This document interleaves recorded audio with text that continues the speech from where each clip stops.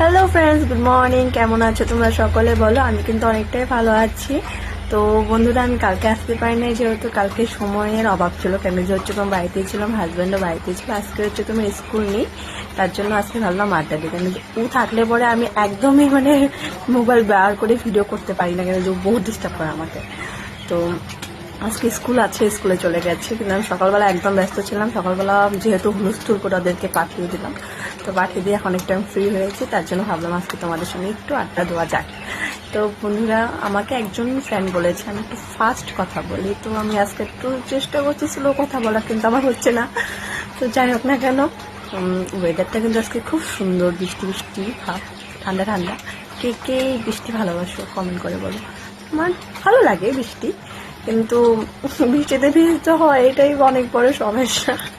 তো যাই হোক না কেন, পরে দেখা হচ্ছে রিলে। বাই।